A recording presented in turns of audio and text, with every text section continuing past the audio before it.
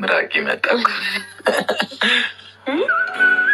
ሚና ቡቡዬ በሰላም መጥተዋል ማለት ነው። ሀይሚዬ ደህና ናት እንደምታዩዋት። እንግዲህ አመት ባልሞላ ውስጥ እናንተ እዚህ እጅ ላይ 2 ጊዜ መርፌ ተወጋ ማለት ነው። በባለፈው አሁን በስመ አብ እግዚአብሔር ከዚህ ይሰውርሽ።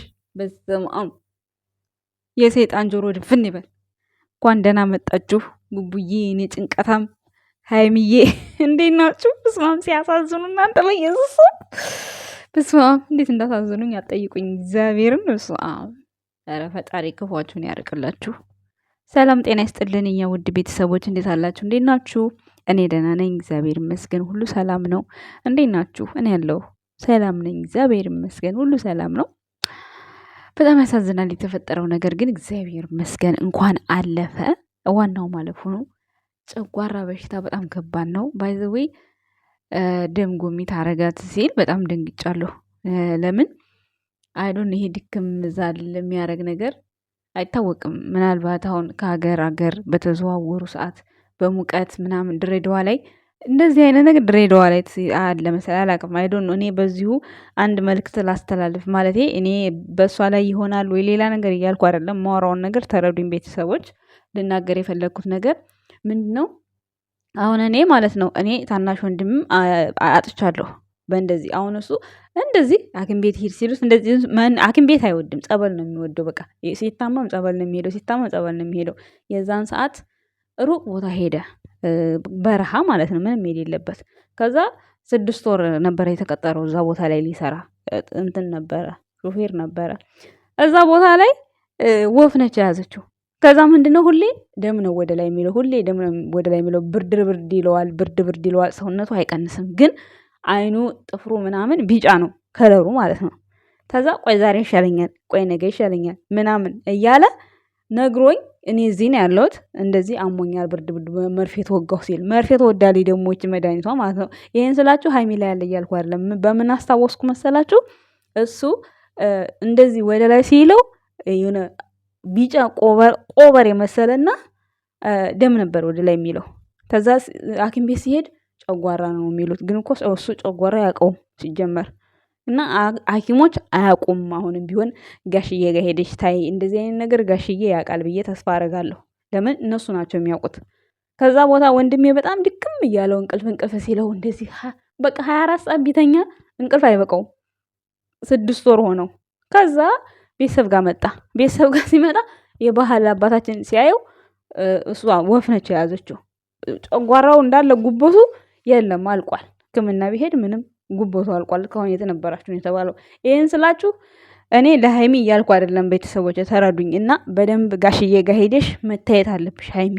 ለምን መጀመሪያ ላይ የተናገሩት ማለት ከእሷ አቅም ይኖ በእርግጥ በሽታ አቅም አይገልጽም፣ ግን ደግሞ ጨጓራ በዚህን ያክል እሷ ላይ ይሄን ያህል የደም ጎሚት የሚያመጣ በጨጓራ ምን ኖሮ ሄዶ ነው። ከባድ ነው፣ ትንሽ ይከብዳል። ብቻ ዞሮ ዞሮ ጋሽዬ ጋር ብትታይ የተሻለ ይመስለኛል። እነሱ በጣም ያውቁታል። በጣም አባቴ እናቴ ቶሎ ቢመጣ ኖሮ ስር ሳይሰድበትም፣ በተለይ ደግሞ መርፌ ሳይጠቀም ቢሄድ ኖሮ ወንድሜ ይድን ነበረ። ታናሽ ወንድሜ ነው፣ በ1 ዓመት ነው የምንበላለጠው። እና ሳያስበው ነው ይችን ዓለም የተሰናበታት ማለት ነው። ሳያስበው አልታመመም፣ ምን አላለ። ታመም ያለ ሲል 6 ወር ነው የቆየው። ከዛ ቤተሰብ ጋር መጣ፣ 15 ቀን ተቀመጠ። በ15ኛው ቀን ሰውነቱ ብጥብጥ ብሎ እንደዚሁ ደም ወደ ላይ ያለው ነው ያመለጠንና እንድትታይ እፈልጋለሁ የወንድሜ ሚስት። እዛ ባለፈ ግን ፈጣሪ ክፉውን ነገር ያርቅላችሁ። ወይ በጣም ያሳዘነኝ እግዚአብሔርን። ለምን እንዴት አንድ ሳልወልድልሽ ምንም እንዳትሆኝብኝ፣ ከወለድኩ በኋላ ምንም ከዛ በኋላ ምንም አትሆኝ። በጣም ነው የሚያሳዝኑት እኮ። ለማንኛውም ጋሼ ቢያይሽ በጣም ደስ ይለኛል። ያውቁታል እነሱ እንደዚህ አይነት ነገርና መድኃኒት አላት። ከዛ በኋላ ደግሞ እናቴ ወንድሜን ስታስታምመው ወደ እናቴ ላይ ዞሮባት ነበረ። እናቴን ግን ያው እዛው ስለሚያውቁት እናቴ ወዲያው መድኃኒቱን ጠጣች። እንደዚሁ ደም ወደ ላይ አላት። እሷ ተሻላት። ለምን ስር ስላሰደደባት ማለት ነው። ወንድሜ ግን ሕክምና እያለ እዛ በረሃ ላይ ስር ሰደደበት። ወንድሜን አጣሁት። እና እንደዚህ አይነት ነገር አለ ልላችሁ ፈልጋለሁ። ምክንያቱም ድሬዳዋ በረሃ ነበረ፣ አዋሳ፣ ደብረ ዘይት ራሱ አለች። ደብረ ዘይት አክስቴ ትኖራለች እዛ እዛ ትኖራለች እና በደንብ ነው የማውቀው። እዛ ቦታ ላይ አለች። እንደዚህ አትታይም። ይቺ የማታ ወፍ የምትባል ምናምን ምናልባት እናንተ የምታውቁት አንዳንዶቻችሁ ልታውቁ ትችላላችሁ። በእኛ ሀገር አሁን ሸዋሮቢት ላይ ሸዋሮቢት አሁን ነጭ ሽንኩርት በልታችሁ ሂዱ ምናምን ነው የሚባለው። እኔ አሁን ደብረሲና ነው ያለሁት፣ ግን ሸዋሮቢት ገበያ ስንሄድ እንደዚህቺ ስላለች ብዙ ሰው አይሄድም፣ ይፈራል። ከሄዱም ደግሞ ነጭ ሽንኩርት በልተው ምናምን እንደዛ ነው የሚሄዱት እና ትንሽ የሚከብድ ነው። በእርግጥ ይሄ ድሮ አባባል ነው ምናምን ልትሉ ትችላላችሁ። የምታውቁ ደግሞ ታቋታላችሁ። ኤኒዌይስ ጋሽዬ ጋር ታይ ሀይሚዬ፣ ሕክምናው በቂ አይደለም። ብሩክም ይዛት ሂድ ጋሽዬ ጋር መታየት አለባት ብዬ አስባለሁ። ማለት እች እንደ ቀልድ የምትታይ ህመም እንደዚህ አይነት ነገር ጥሩ አይመጣም። ደም ወደ ላይ ካለ በጣም መታየት አለባት። በባህል መታየት አለበት። ይሄ አያውቁም እኮ አሁን እኮ ዶክተሮቹ እኮ ምንም አያውቁም እኮ ምንም። ስንቱን አለን እንዲ ያልታመሙትን እንደዚህ ነው ህመም። ይሄ ጨጓራ ነው የሚመስለው፣ ግን ጨጓራ አይደለም። የምሬ ነው። ይሄ ባበሻ ጋሽዬ መታየት አለበት። እንደውንም ይሄም ቪዲዮ የምትሰሙ ካላችሁ ጋሽዬ ጋር የምታውቁት እዛው ቡታጅራ ያላችሁ ሰዎች ሜሽን ማድረግ አለባችሁ። ብቻ ለብሩክም ቢሆን ሜሽን ስናደርግለት ይደርሰዋል። ደግሞ በውስጥ እንጽፈላችኋለን። ብቻ መታየት አለበት ብዬ አስባለሁ። እኔ ማለት ተሞክሮውን ስለደረሰብኝ ስላየሁት ነው። በእርግጥ እኔ ይህንን ነገር ስናገር ያለችው ነገር ተመሳሳይ ስለሆነ ነው። ለምን ይደክመኛል አለች፣ እጀዛል ይላል አለች። በቃ 24 ሰዓት ብተኛ ደስ ይላታል አለ ብሩኬ። እንደዚህ ነው የሚያደርገው ነበር የነበረው ወንድሜ እና ለዛ ብዬ ነው እኔ ሌላ ተንኮል አስቤ ምናምን አይደለም። ፈጣሪ በሚያውቀው እግዚአብሔር ነው የሚያውቀው። ግን ካየሁት ተሞክሮ ነው። ለዛ ነው መናገር የፈለግኩት። ከዛ ውጪ እውነት ለመናገር ፈጣሪ ይጠብቃችሁ ነው የምለው።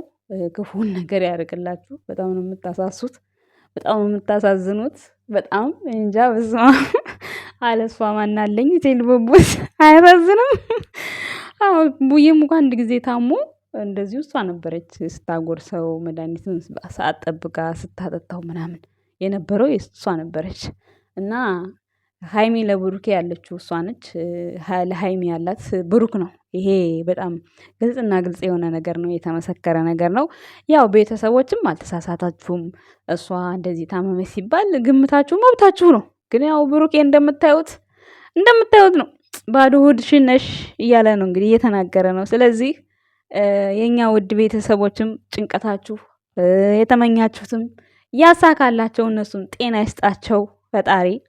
በጣም ነው የሚያሳዙት። በጣም ነው እንጃ ብቻ አላቅም። ሲቀጥል ደግሞ ኦዲየንሶቻቸው ከሰላምዬ ምን ሆና ነው? እሷ ራሱ ብዙ ነገር ደርሶባታል ሰምተናል።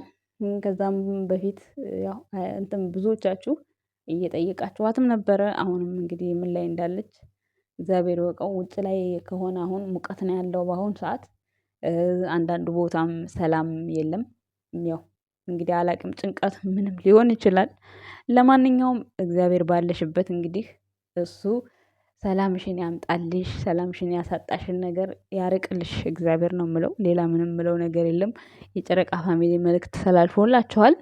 እንግዲህ ሰላምዬን የምታውቁ ሰዎች ጠይቋት፣ በውስጥ አውሯት፣ አለንልሽ በሏት። ከድብርቷ ከሀዘኗ በቃ የሚያስወጣትን ነገር ጊዜ ሲኖራት ገስት ላይ ቁጭ የምትሉ ሰዎች አምጥታችኋት በደንብ ግልጽ የሆነ አማርኛ ባችልም አውሩ በምትግባቡት ነገር።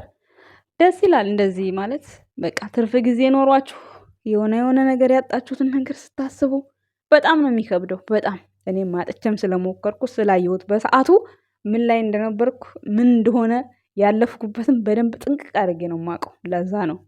ስለዚህ እሷ ደግሞ አስቡት፣ እናት አባት ማለት ቀልድ አይደለም፣ ሰላምዬ ማለት ነው። እና ፈጣሪ አጽናሽ። እንግዲህ ምንም ማድረግ አይቻልም። ለሁሉም ነገር እግዚአብሔር የፈቀደው ነው የሚሆነው። እኛ ወደ እሱ እንሄዳለን እንጂ እነሱ ወደ እኛ አይመጡም። ፈጣሪ የፈቀደው ሁሉ ይሆናል እና ተጽናኝ ነው ምለው። ሌላ ምንም ምለው ነገር የለም። ሀይሚና ብሩኬ እንግዲህ ዛሬ ስላየናችሁ በጣም ደስ ብሎናል። እንኳንም ቀለለላችሁ፣ እንኳንም በዚሁ አለፈ። ከዚህ በኋላም ራስሽን ቴኬር ማድረግ አለብሽ ሀይሚ። ምናልባት ከዚህ በፊት የተፈጠሩት ነገሮች ያው ጨጓራ የሚመጣው በአመጋገብ ሳይሆን በንዴት ይመስለኛል። አላቅም፣ በአመጋገብን እንጃ አላቅም በምን እንደሆነ። አለብን እኮ ሁላችንም የጨጓራ ነገር ሁላችንም አለብን። ግን እንደየ እንትኑ ይለያያል። በቃ የጨጓራ በሽታ ሁሉም አንድ አይነት አይደለም፣ ይለያያል። የሆነ ልዩነት አለው። ብቻ ግን ሆነም ቀረም በደንብ ክትትል ማድረግ አለብሽ። ጋሽዬ ደግሞ በአበሻም ቢያይሽ በጣም ደስ ይለናል። ደግሞም ይመጣል ብዬ ተስፋ አደርጋለሁኝ። አንድ ልጁን የስለት ልጅን አላለችም። የስለት ልጅ እንዴት ነው የምትሆኚው? ማለት በስተመጨረሻ በስለት ነው የተወለድኩት ለማለት ነው ወይስ እንዴት ነው አልገባኝም። እና ለማንኛውም የስለት ልጅ አዎ የስለት ልጅ ህመም ይበዛበታል ይባላል። አዎ እንደውም የስለት ልጅ ነህ እንደ አንተ ይባላል። እና ያው እግዚአብሔር ደግሞ በጥበቡ ያሳልፍሻል፣ ይጠብቅሻል። እንደዛ ነው። እኔ እህታችሁ አልበገር ብዬ አለፍኩት አላለችም። ያሳለፈሽ መድኃኒዓለም ነው የኔ ቆንጆ። እኛማ ምን አቅም አለን? እኛ እኮ አቅም የለንም እኛ። እና መብርሃን ድንግል ቅዱስ ጊዮርጊስ ይጠብቅሽ፣ መጨረሻሽን ያሳምርልሽ። ያ ምንድን ነው የሚባለው? ምን ነበር የሚባለው? ጠፋብኝ። የታመመ ሰው ምን ነበር የሚባለው?